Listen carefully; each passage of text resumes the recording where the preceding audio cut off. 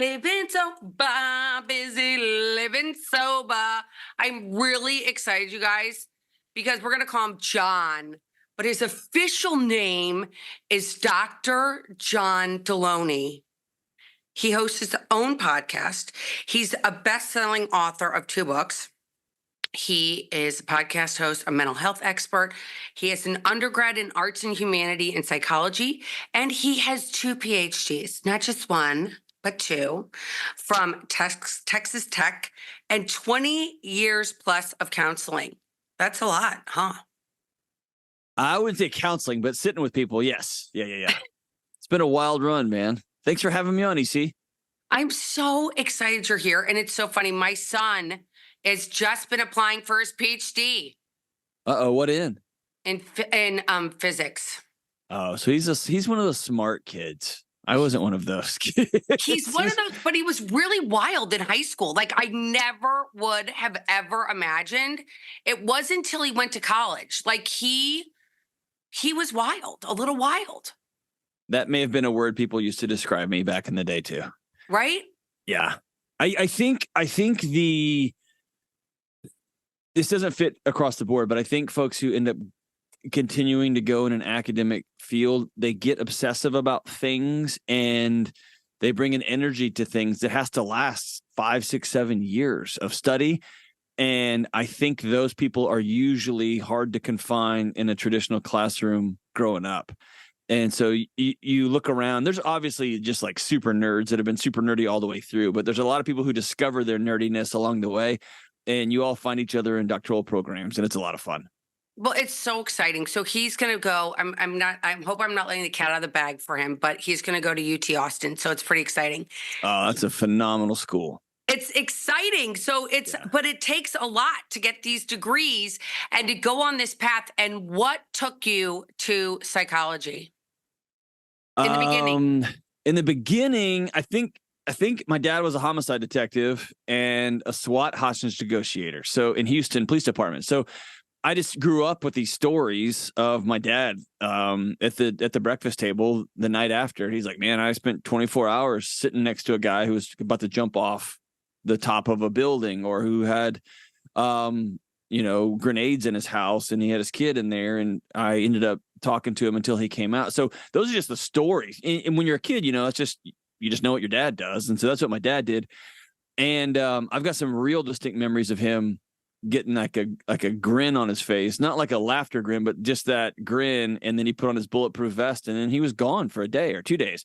And I knew he was downtown Houston, going into a big mess. And so I've always been fascinated by, like, why would somebody get on top of a building with 2 young kids and think this is the way out? So, and I've always been fascinated. What would my dad say that someone would go, yeah, you're right, and I'm going to get down, right? So that was kind of the seeds that were planted. And then watching my mom's life unfold was pretty amazing.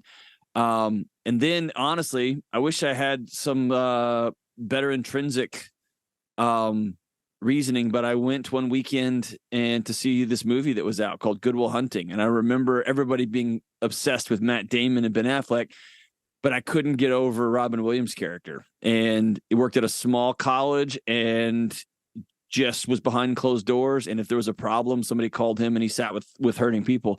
And I remember that picture being like, that's it. I've never seen what I wanted to do in the world, but that's it. And so I spent 20 years working in higher ed, in colleges, sitting with hurting students. And so that's kind of the roadmap. And then I just started working in crisis work and working with police myself. And then just, here we are. It's pretty interesting because you think about it. Our kids sit there and they watch us. I remember seeing my mom. I was born in 1968. I'm a little bit older than you are. And her being all dressed up at a dinner party, and she was so happy, right? And that's when I saw drinking as like, oh my gosh, I can't wait to drink because my mom's finally happy. She has a pretty dress on, right? She has a pretty dress on, and this drink, that's the magic. I can't wait to be a grown up.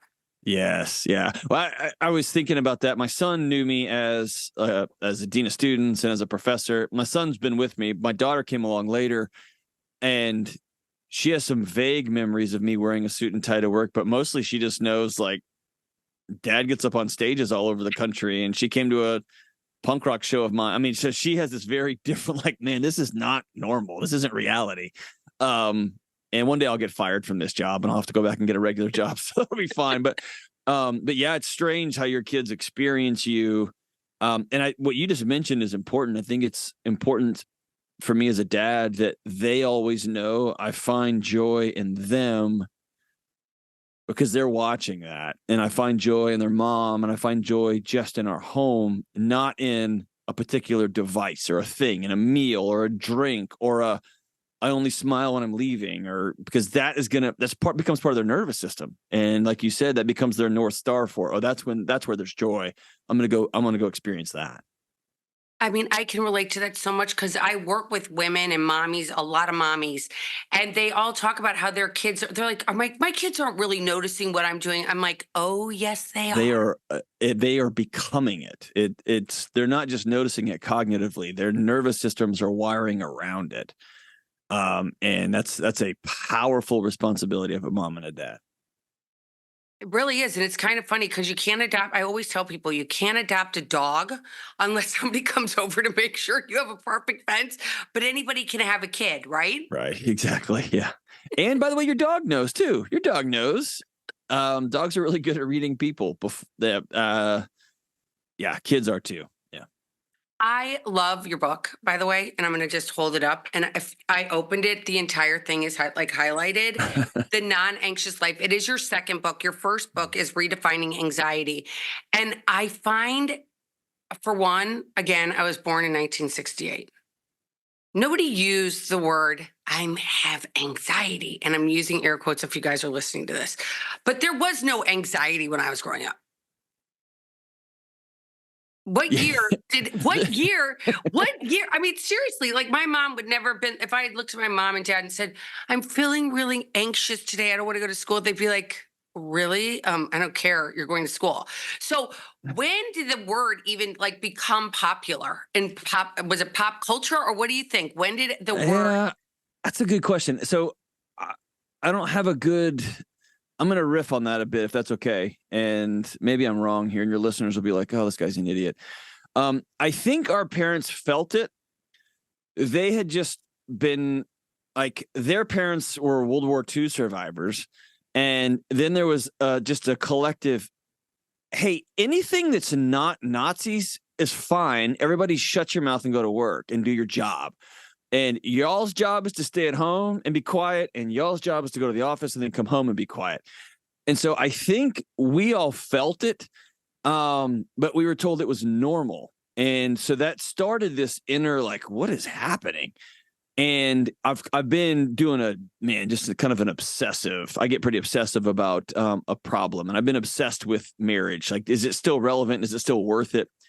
And come to find out, that little snapshot in the 50s and 60s where one person stayed home, one person went to work, and there were these roles and all the houses were perfect squares with little yards. That's the anomaly that has never existed before or since in human history. And we keep going back to that as the good old days. And it wasn't. It made us all crazy. Then you fast forward to this DSM, the Diagnostic and Statistic Manual, this manual that breaks down quote unquote mental health diagnostics, which was designed for two things. One, for researchers to talk to other researchers. So if you're studying depression in California and I'm studying depression in Delaware, we both are apples to apples. And it was for insurance companies to talk to clinicians, right? It was never intended to be on the internet and in every living room in America where people would read it and go, oh, I have that. I remember asking one of the guys who trained me, Dr. Andy Young. I remember asking him, hey, is ODD real, oppositional defiant disorder? Is that real? Or is it just like bad parenting? And he goes, no, it's real. And then he smiled and goes, and you've never seen it. And I said, what do you mean? And he said, until you've seen 7 grown men trying to hold down a 6th grader in a psych ward, he said, until you see anxiety and somebody is peeling their skin off their butt, right? So it's just distilled down into, oh yeah, I feel. And I think the phrase I feel, and then we added on as it's just kind of normed it, right? So I think And then on top of that, we've created, and then social media comes out. And I think we are all legitimately going mad now, right? So we have created a world where where all of our bodies are screaming at us all the time. So I think it's kind of all of it all at the same time. And we just reached this weird nexus where we just kept turning the heat up on the boiling water. And now that water's roiling and nobody knows how to get out of the pot. It's really kind of scary. I heard you talking to another podcast host about your kids and how he said to you, what about when your kids get on social media? And you were like, what are you talking about? That is not happening. Never. And here we've opened Pandora's box. My kids are a little bit, my oldest is 27, my daughter's 26, my younger one's 24. So they kind of missed it a little bit. You know, they weren't so engrossed in it. But you talked about the family life and the kids and people comparing themselves all the time and marriages and people thinking it's just like totally disposable. I think it's so interesting and how people think they need to have all these designer bags. My husband said to me the other day, he's like, do you understand the company that makes Louis Vuitton is one of the wealthiest companies in the world? And when everybody got the stimulus checks, they went out and they bought these designer bags rather than going home and going, you know what, I can just be at home with my kids and maybe have enough money to save up and maybe go to the buy organic foods maybe, or go on a vacation with everybody. Isn't it ironic? Yeah, don't you think? Yeah, it's just that was my Alanis Morissette. I love that. I love that. Yeah, I love that song. I got it. I picked up on it. We've just created it's some basic biology that has ended up on a planet that it wasn't designed to live on, right? Our bodies are designed to look left and right and forward and back and to make sure we're with our tribe, that we look about the same and we're doing about the same. All that's normal. What's not normal is these really fancy AI-driven algorithms that pump this stuff into your head. It's like, you're not going to be like them. You're not going to be like them. You're not going to be like them. I used to say this as a joke, but it's serious. Back in the 70s, we lived on, or in the 80s, we lived on a street. We all knew the rich family, and they were over there, and they had the cars, and they were nice. I don't know how rich they actually were. They may have just gotten credit, but they were nice. And it was cool. Like, oh, so-and-so's got a Cadillac now. Like, whoa, right? I remember when the Ford Explorer came out, and we were like, those guys must be millionaire, right? Now, it's everywhere all the time. So you're not just keeping up with that one family on your street, you're keeping up with people all over the planet, and we can't do it. Yet our bodies are designed to tell us, you got to stay with your tribe, you got to stay with your tribe, you got to stay with your tribe. And so we weren't designed to live like this. We weren't designed. Man, the most compelling quote I heard in all of the COVID mess was from my buddy Mike Rowe, the Dirty Jobs, that guy. Yeah. Love him. He said something, and I just remember going, oh my gosh, we're going to have hell to pay for a century over this one. He said, when we told 38 million Americans that y'all are essential workers, you got to keep going to work. What we also did is told 300 million Americans, you know what? We don't even need you. Just go home. We'll mail you a check. And when we took people's purpose, like everyone wants to contribute to their tribe. Everyone wants to be a part of a thing that's helping the thing move forward. And we told people that, hey, 90% of y'all, we don't need you. Just go home. That check became proof that we don't have value.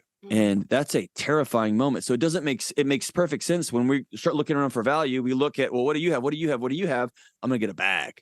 When we're looking at the math going, hey, you know what? We're probably going to need groceries. Let's just keep it for groceries, right? So I say it a lot in the book, but we've just instantly overnight created a world that our bodies aren't designed to live in. And we're trying to whack-a-mole all these problems instead of getting to the root, which is, man, you got to get out of the boiling water. It's just melting people. And what is that? Is that root anxiety, or what is that root? I mean, is it social media? What is it? I think it's multifaceted. I think it's this idea that, that's a great question. Probably I would say it like this. I think we've come to believe that mental health is getting all the right thoughts in the right order. And that's not true. You have to do different things. You have to go work. You have to have relationships. You have to believe in something bigger than yourself. You got to do these things. You have to become. You can't just sit at home and think about stuff and then have no consequences of not moving your body, of eating whatever you want, playing video games and sleeping around, all these things that have just become part of our culture. Man, I don't. It's when and you'll get this. It's when you sit with people who are either deeply in the throes of their particular addiction, or they are just walking out. Like the light has just come on and they are sticking their head out the curtain. And it's the dirty secret of those first few meetings when everyone's sitting in a circle and it's quiet. When somebody says, "Hey, I drink because it works. I eat or I smoke because it works. It actually helps me get through my day." And everyone exhales and it's like, yeah, right. And so it's not, I've come to believe alcohol is not the problem. That's actually, alcohol works till it kills you. It's the life that is created, right? Or it's the life that is experienced, and then there's not people to help you work through the trauma. So all that to say is I think we've created the loneliest generation in human history. I think we have dropped a new technology like an atomic bomb in the middle of a civilization. And I think we don't have the tools to get up and just do basic humanity. We just think we can sit around and think about stuff and we're all going to be okay. And all that happened at the same time. And we got a mess on our hands.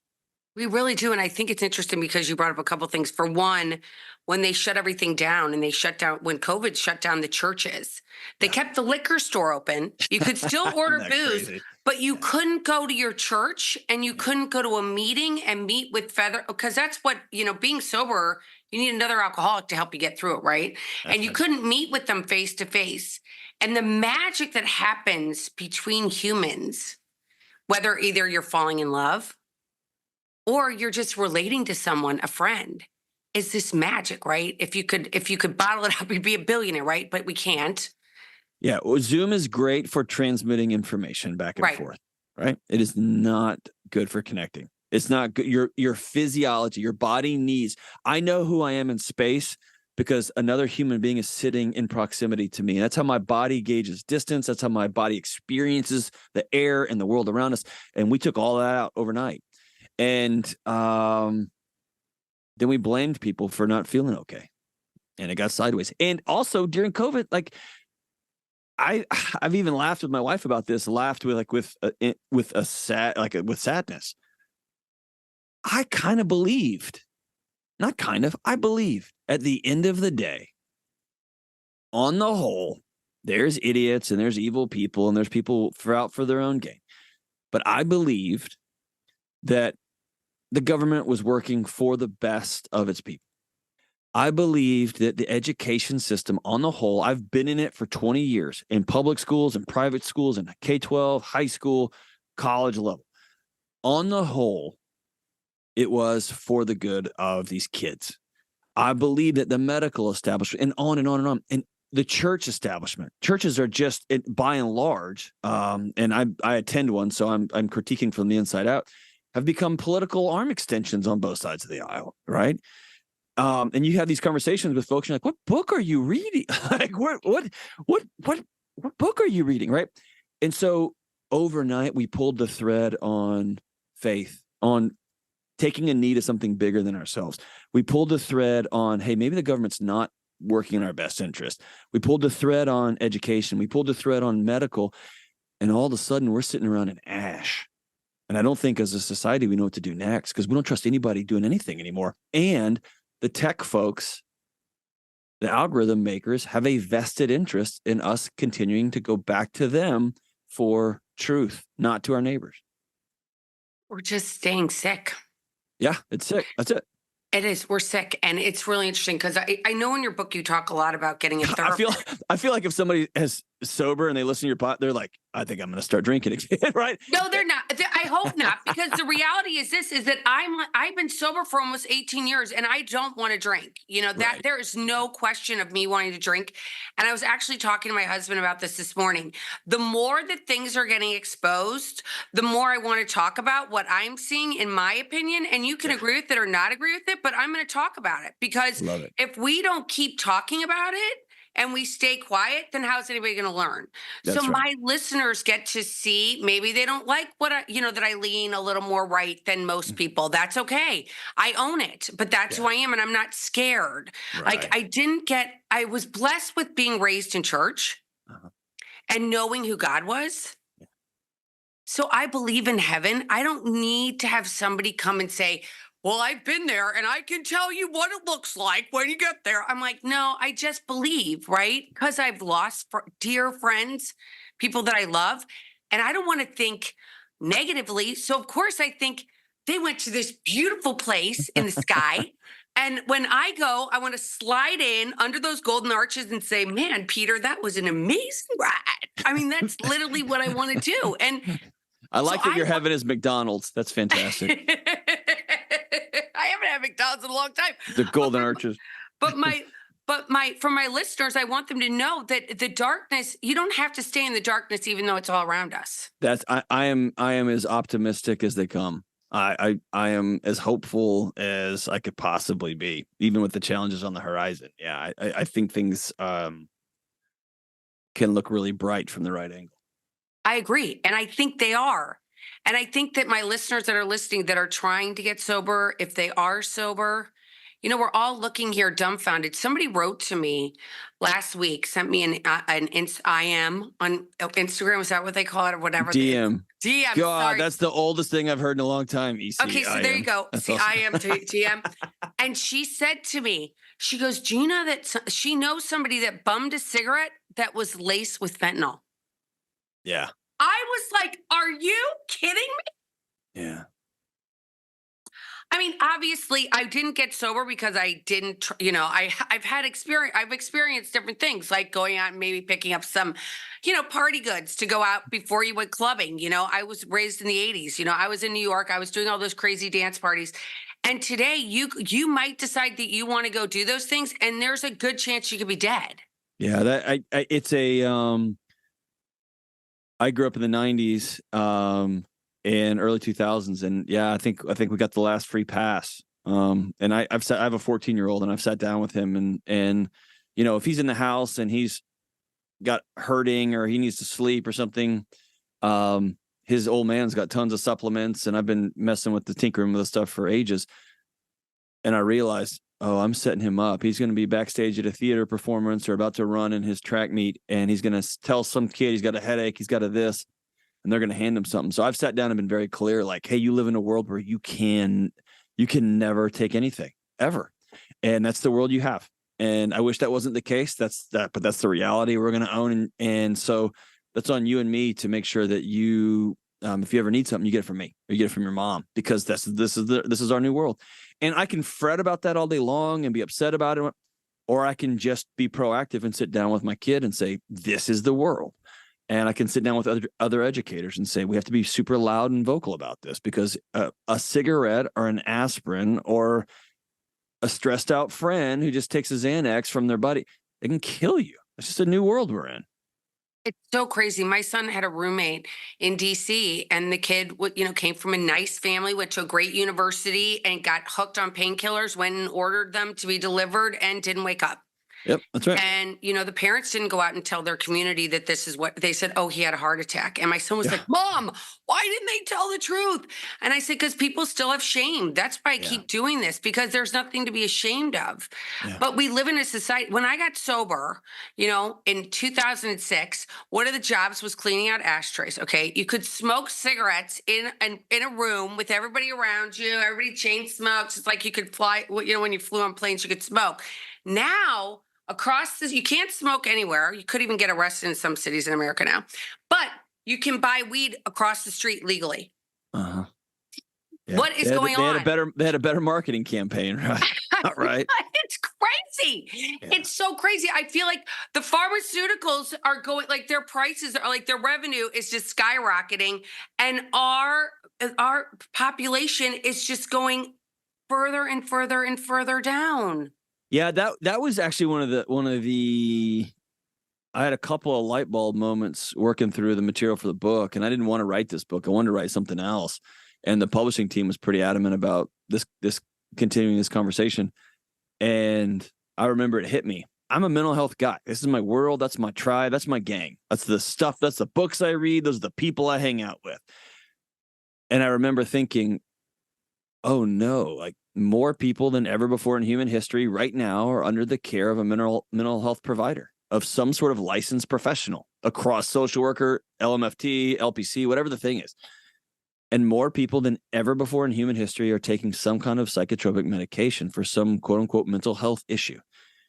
And the numbers are going through the roof. And I remember sitting back in my chair, exhaling and saying, oh no, what if we're wrong?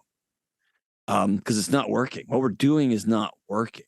And I'm happy to say, I spoke at a state counseling convention a few months ago, and we just had an open conversation about this, and everybody in the room got it. Everybody knows. Everybody knows. Now it's just a matter of turning the tide with insurance companies and things like that. But the practitioners on the ground know. If you're being abused by your romantic partner, I'm not going to tag you with some label. Your body's probably working perfectly, trying to get you out of that mess.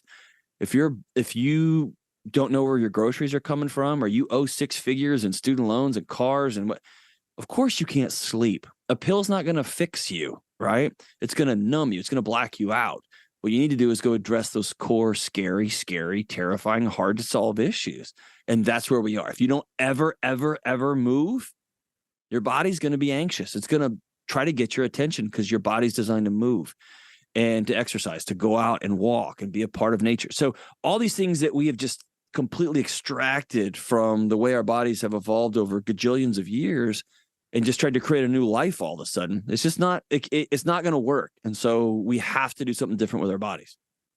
And so when you're out there, and I love, by the way, that you're talking to people on the ground, because again, these women I'm friendly with and help out, a lot of them still look at a doctor like they're up here, like, oh my gosh, he's like God. And he said, my little boy has ADHD. Now, I will tell you, my oldest son was diagnosed with ADHD. Now, because of the addiction in our family, I said, we're not going to use those drugs. Mm-hmm. I've told teachers that they should quit their job because of this, because he was not easy. And I'd go into parent-teacher conferences and they'd say, he did this wrong, he did this wrong, he did that wrong. And I'd look at the teacher and I might call her a bad name. And then I'd say, so tell me, I dare you to say something good about my son. But that was my challenge because I didn't want to medicate him. And some parents think they have no other option because every other boy in the class is on drugs. And so I should put my boy on drugs. What do you say to that? I mean, I want to just back out and ask a hard question. And we're little boys and little girls for that matter. I've got a young daughter too, who's 8. Were they designed to sit in chairs in rows for 8 hours a day inside, being talked at? Like that, if you just back up, it doesn't make any sense at all. And so when somebody says, hey, your kid has ADHD, or me, if you Google ADHD, my picture comes up. My God. I want to go, yeah, your body's working great. It's trying to get this poor kid's attention, that this structure that we've shoved these children in is destroying them. And I want to be honest about, there is a time for certain kids to have some sort of, what a time to be alive, that we've got some medication that can help a particular kid. But this just, we're going to dope all kids in mass so they will sit here and make these, used to be textbook companies, now tech companies, gajillions of dollars, and help these states, school districts get this dollar amount because they pass them. No, I'm not going to burn a generation of kids neurologically to make the comfortable adults in the room more comfortable. I'm not going to do it. And so I do think, I think one thing that stinks about COVID is, I remember a conversation. So whenever the vaccine kicked off, I won't tell you what I did. Actually, I think I talked about it on my show. I did get the first round. Here's what I did though. I don't know anything about it. So I called a friend of mine who's a cancer researcher who uses viruses to attack cancer cells. And she walked me through the science. And she said, John, the science was so compelling on the front end. I'm a part of the clinical trial. And I hung up and I remember going, oh, you're in deep. You're in deep. So I called a buddy who's the dean of a pharmacy school, who's a buddy of mine. And he's like, John, the second I'm allowed to, I'm getting in line. And I hung up and I go, "Ooh, you're in bed with Big Pharma, sucker." So then I called an old girlfriend of mine who's a homeopathic doctor on the West Coast. I mean, I tried to get this, and she's like, "Actually, I got it too." So here's what I did. I sat down and said, "You know what I don't know? I don't know anything about this." And I asked the 3 smartest people with 3 different opinions. Cool. And I think then they would all circle back to a person and say, if I had to do it over again, I'd probably make this choice over this choice. But at the time, I think we've thrown the baby out with the bathwater. And I think there's a time to go. We did the best we could with the best information we had. And then there's there's this dude in the trunk of his car with 12 followers on YouTube, and he knows that spatulas are made with a secret toxin and you're like, what are you talking about, man? So I think there's a balance there. And if I've got to make a choice, I'm still going to go sit down with my doctor. But I also don't want to think, because I Googled a few things, that the company paid Google ads to move their name up the Google response list on the SEO data. I don't want to think I'm just an expert. That guy she went to medical school for 7 years. She's been practicing for 15 years. She's seen some stuff.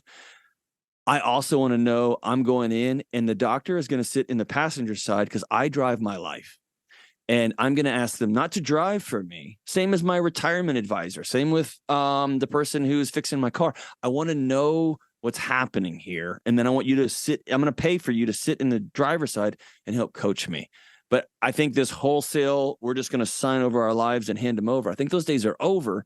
I think we just have to figure out how to do both of those things gracefully moving forward.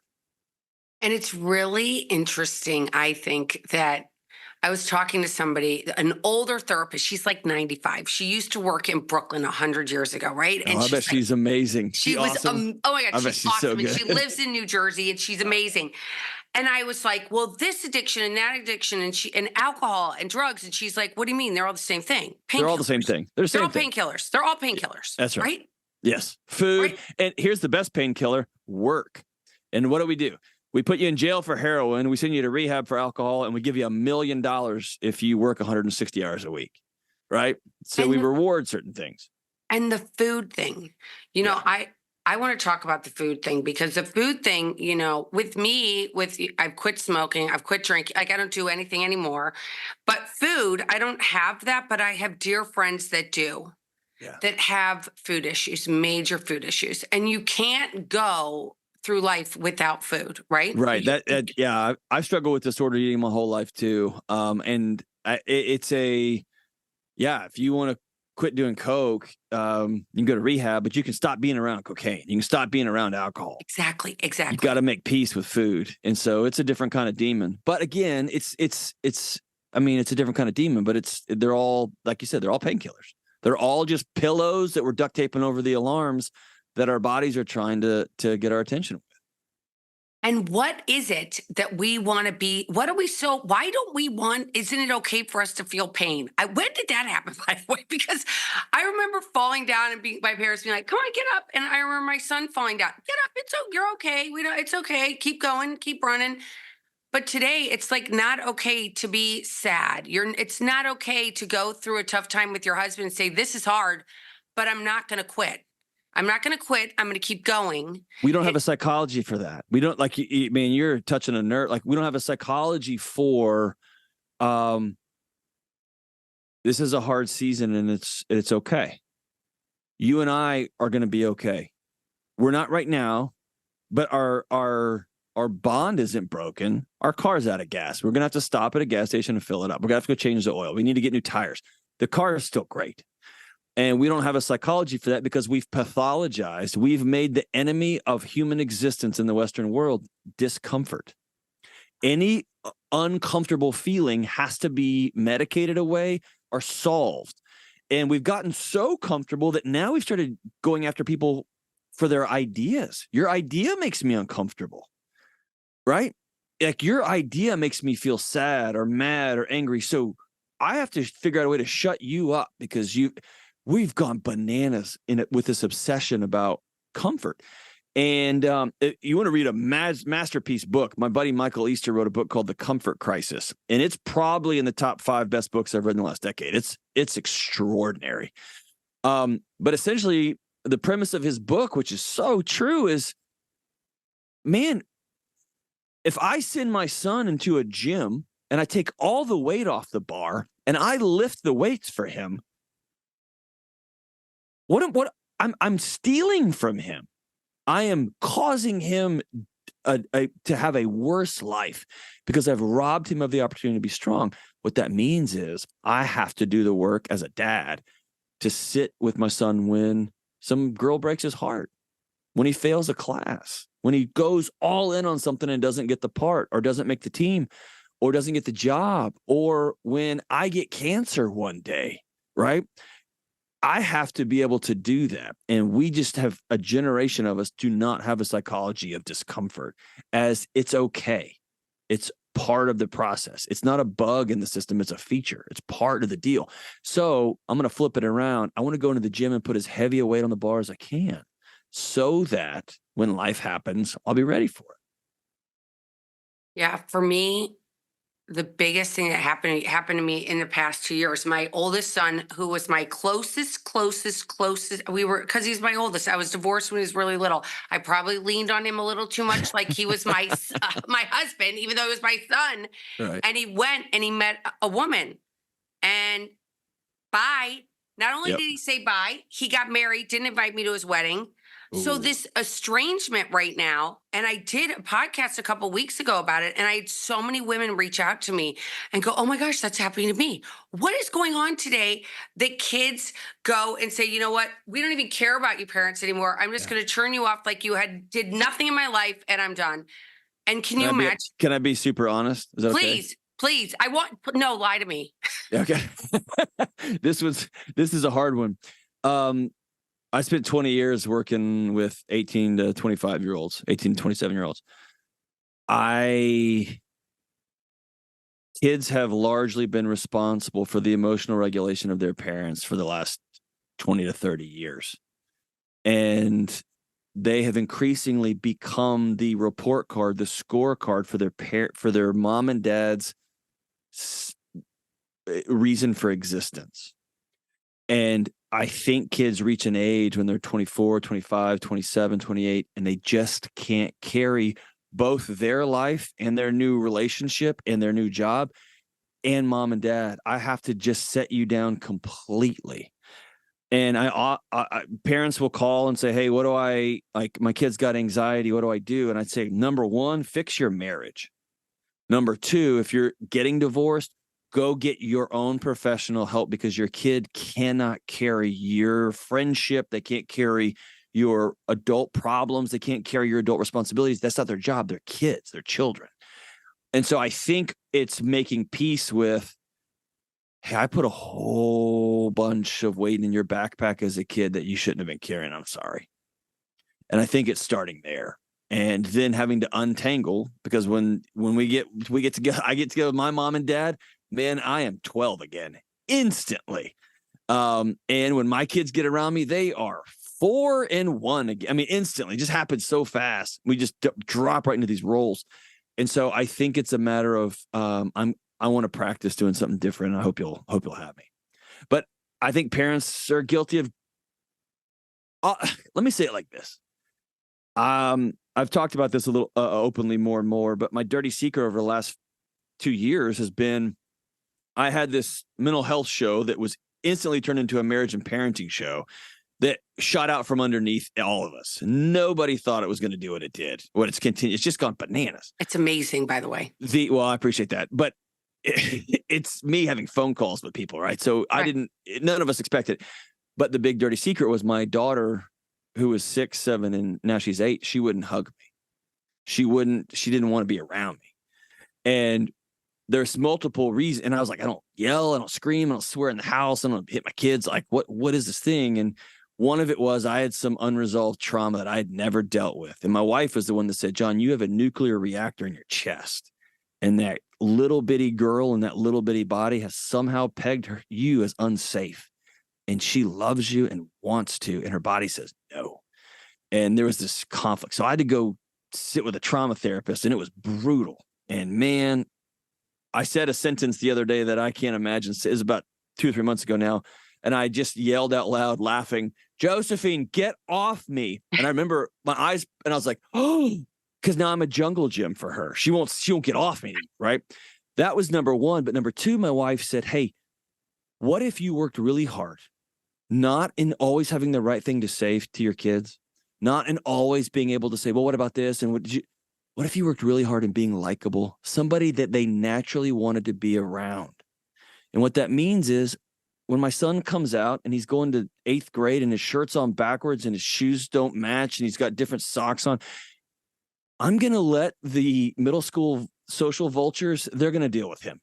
He's going to know that his old man loves him no matter what he comes out wearing. Now, if we're going to a funeral or a church or something, of course, we're going to do something different. But man, that's when you want to school. I'm going to work on being more likable, which means I've had to keep my opinion to myself unless it really matters. And that makes me much less exhausting to be around for my kids. And that greatly increases my impact in their life because now they come to me as a safe place, not as an electric fence that they have to wince as they're coming into touch. Does that make sense? Totally. And I wonder what your thoughts are on this, because I think deep down inside, I think my son's got a lot of gonads. I mean, he's got a lot of chutzpah, let's be honest, to be able to say, put the middle He was finger your up. kid for 27 years. Exactly. So he knows, I feel like, oh my gosh, for you to have the, what's to go off and do this and move to a place that's totally different from where you grew up, a totally different, I'm like, wow. Yeah. And to push me away. And I'm strong enough to be able to say, okay, he doesn't want to play with me anymore. And maybe he'll come back and maybe he won't. But I don't regret one thing that happened in my life. Could I have done things better? Yeah, but I can't go backwards. And I think a lot of us hold on to that thing of what we could have done differently yesterday. Right. And we can't go back. Right. But we can recognize that I talk about this in the book. Maybe it's the first one. I got it from the great Esther Perel. And she was talking to a couple, and you may have heard me talk about this. She was talking to a couple who had experienced infidelity, and the analogy she gives is the Twin Towers fell down on 2000 in September 11, 2001. You can never go sweep up all that glass and dust and steel and rebuild those towers with that. It's gone. It fell. You can rebuild something new, or you can just walk away. And I think what parents often try to do is extend the relationship they had with their kids when they were 4, 5, and 6 into when they're 16, 17, 18, into when they're 25 and 30, and they're different relationships all the way through. And so I think there's something magical about saying, okay, you're 27, you're married. You don't need me anymore. You do, but it's going to be different. I think it would be cool for there to be like a weekly or monthly letter on notebook paper in mom's handwriting that just says, dear son, I want you to know I'm so proud of you and I love you. I hope your new marriage is amazing. That's it. And week 1 will be annoying. Week 2, week 17, he might think my mom's insane. He might get a restraining order. But if not, what he's going to do, he's going to wake up in 36 months and have a shoebox full of letters. And the story his body will tell him is that woman never gave up on me. And that's a different story than I've got to carry all her crap around because she's still talking about the divorce and shit, right? And as whatever the thing is, parents drop on their kids, right? I was with my son. There was a bunch of middle schoolers over the other night, and one of the moms came over to pick up a group of them. And my son said something, and I just popped off with a joke. And my son didn't even, he popped off with a joke back, and my wife didn't. But this mother goes, oh my gosh, you're going to put that kid in therapy.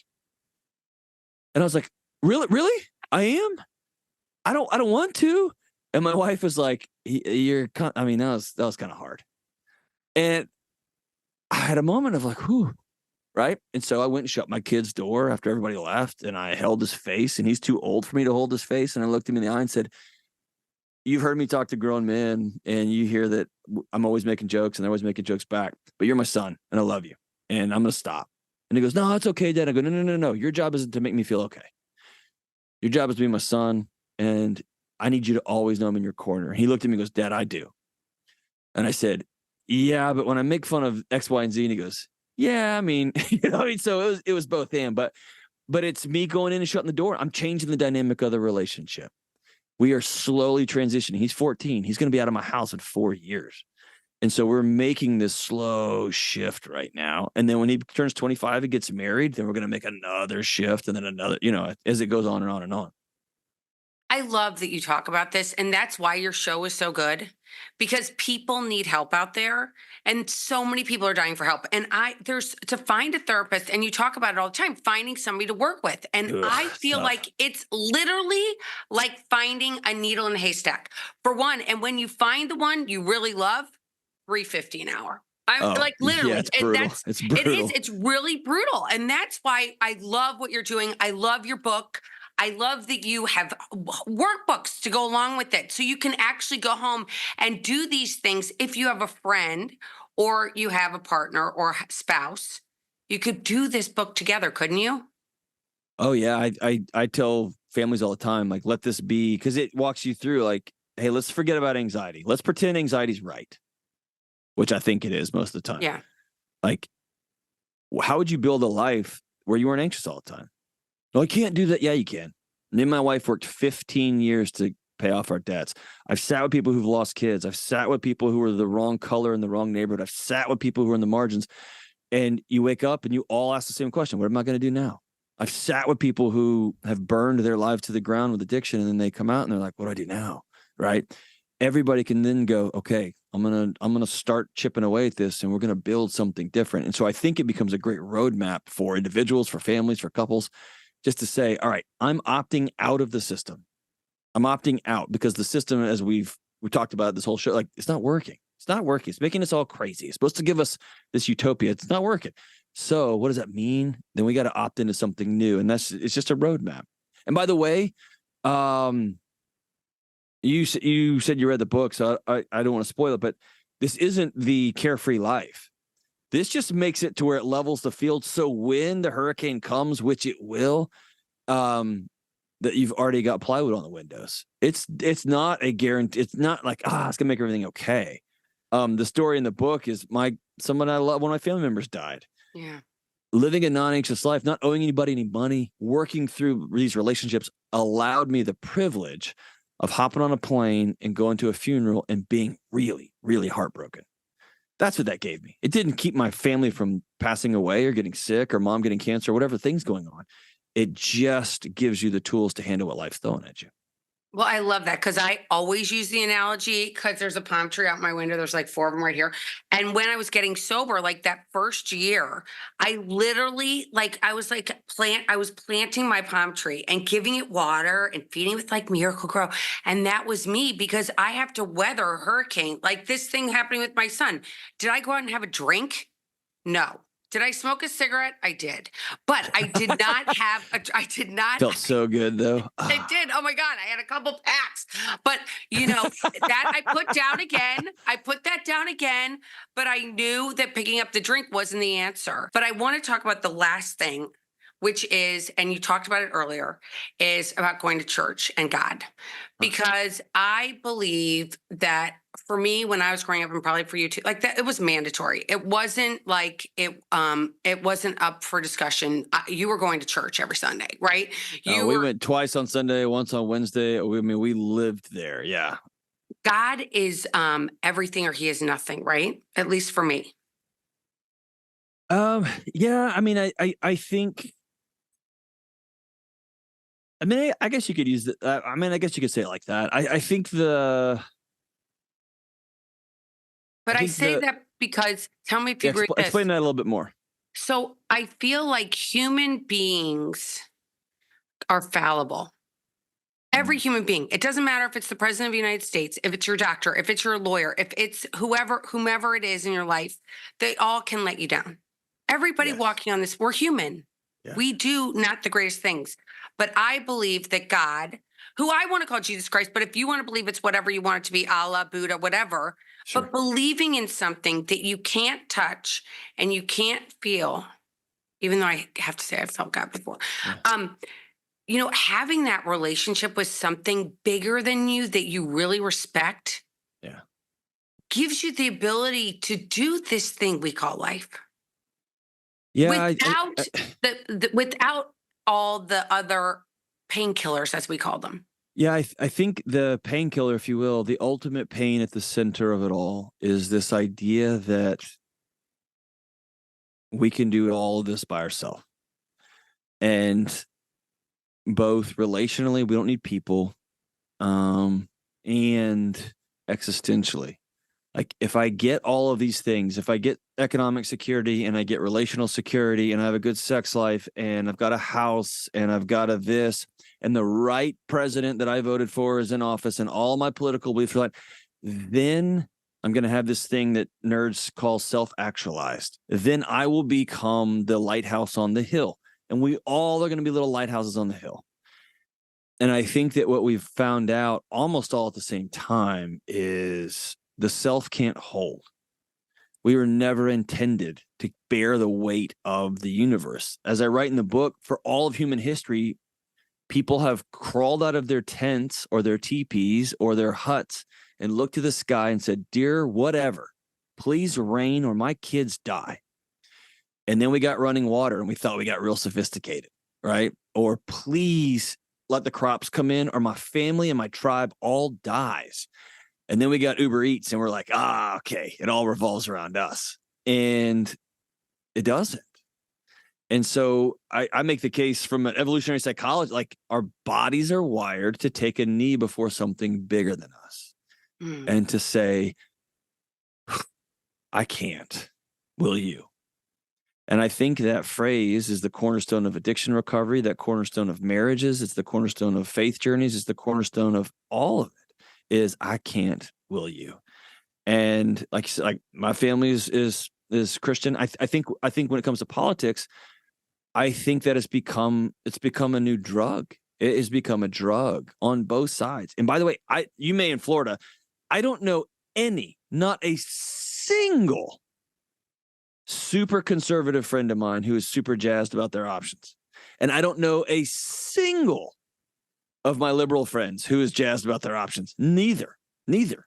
I think people are sitting around and then we're just told, all right, well, we don't really know what we're going towards, but I know who we're supposed to hate. And we're like, aha. And we start drawing lines up. And there's just something about taking a knee and saying, I can't, will you? And it's about opening your hands up.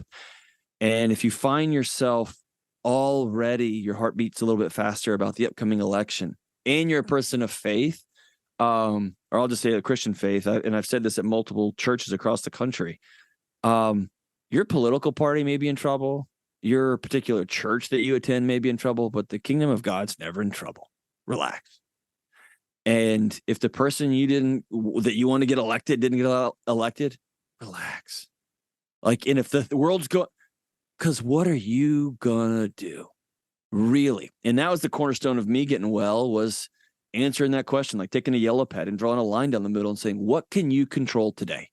You can control your spending. You can control how you treat the waitress. You can control to not have a drink. You can control the thoughts spinning in your head, whether you're going to put gasoline on the fire or stop. You can control how you treat your wife and your son and your daughter.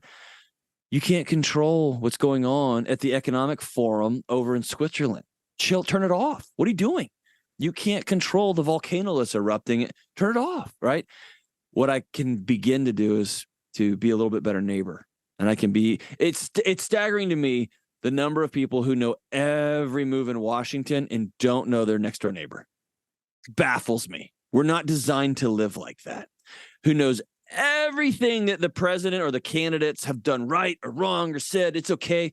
And we don't know the people who live behind our house. Our yards touch and we don't know who they are. Or the people who live above us in the apartments. That's insane. It's madness. That means that the powers that be are winning. And I want to circle back and get to know my neighborhood. And that's not me being fatalistic. That's me just controlling what I can control. I think that's why our country, we both love and we get so anxious about national elections, because we get one ping pong ball toss. That's it. Like, I want my candidate. And you throw the ball. That's what we get. And we feel powerless.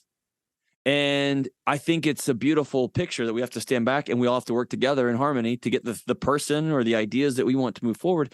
And that used to be a point of pride, and now it's a point of fear. We need more love is what it is. And I think a big thing, and this is my last question. I reached out to a friend I was actually a guest on my podcast, and I sent her an email. And so she didn't respond. I sent her a DM, and I said, well, I reached out to you, didn't respond. Are you okay? And she wrote me back. She goes, well, I've been doing self-care week. And I was like, well, wait a minute, tell me more. I want to hear more. And she's like, I'm not checking email.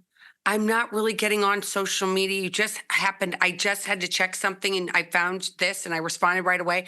But she's like, I turned it all off. How often should people do that, do you think? All the time. All the time. And even if you can't turn it all the way off, I reached out. So I'm an introvert. I'm an academic nerd. I am a nerd of nerds. I like to read books and go hunting. Those are my two things. And I always wanted to be in a punk rock band. It just didn't work out for me. So I was unprepared to be recognized in airport bathrooms across the country and on flights and and all my old students, 20 years worth of students and their parents who have my cell number are suddenly texting and calling and their friends. And I was just overwhelmed by it all. And I called a friend of mine who's, I won't give his name, but he's a country music star. You'd recognize him. And I called him and we were friends way, way, way back in the day. And I said, man, when do you change your number? And like change your cell number and just kind of start to shrink your footprint. And he said, you could do that. There's no problem. He goes, you could do that. And then he smiled and goes, or you could be a grown up. And I was like, well, what does that mean? And he said, just because somebody texts you doesn't mean you have to reply. Just because somebody knocks on your door, sends you an email, you don't owe them an instant response. You get to decide. And he said, I answered when you called because we've been friends for 25 years. He said, I have like 400 unread texts on my phone. And occasionally he's on the tour bus and he just goes through them and starts answering them. But it's this, I get to decide. And so I think like canceling everything, deleting all the apps and all that's kind of like just an arm swipe across the table. It's kind of like when someone first says, I want to quit drinking, you're like, all right, get away from everybody, everything, get away from and that's a good, like, just to control alt delete. You can't live like that over time. I have found more life in learning to ask myself, do you have time to respond to this right now? Okay. Is this more important than your wife who's sitting across the table from you in the restaurant? No. Are your kids going to be okay for an hour? If you don't trust God enough for your kids to be okay with an hour without you holding your cell phone, then you probably need to go back to church because you got some bigger issues you need to deal with, John. Right? So it's just become this practice. And here's the thing. You probably saw this on Instagram. It was fantastic. It was two actors talking to each other. And one of them said, I've just come to start telling people, hey, if you're really upset with me, if I say something in an interview or get frustrated, just shoot me a text. And if you don't have my cell number to text me, I don't really care what you have to say, right? It was this sense of like, everybody I've got 1 million followers on Facebook. I have 7 friends and I've had the same 7 friends for like 20 years. I don't know 1 million people. And I'm so honored and blessed every day that many people are watching the show and invested. That's so amazing. And yet I can't give access to 1 million people into my teeny tiny little heart. My wife gets that and my kids get that and my few friends get that. And that's the capacity I have. And anything beyond that is ego and me lying to myself and trying to become God of my own little world. And it's not real. And so I think most of us, more so than just control alt delete. And if you're an addict, yes, you got to. But most of us need to take an inventory of what's important to us and what matters. And if a friend that we kind of talk to sort of ish gets mad at us, then maybe they weren't the friend that we thought they were. The friends that you really love, they're like, hey, sorry, it's been a few days. Hope you're doing well. What's up? Where have you been? I've been busy. What's up?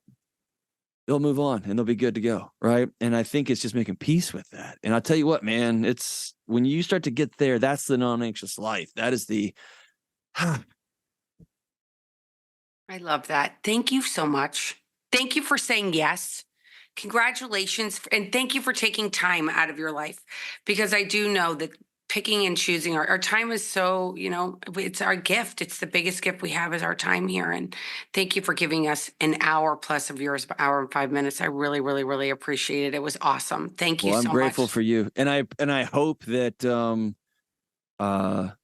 I hope your number one candidate, Joe Biden, pulls it out in the end. I know you're really rooting for him. So I hope it all works out. I'm just playing. Oh, man. Thanks, everybody. And reach out to me. Until next time, everybody, keep getting busy, living sober.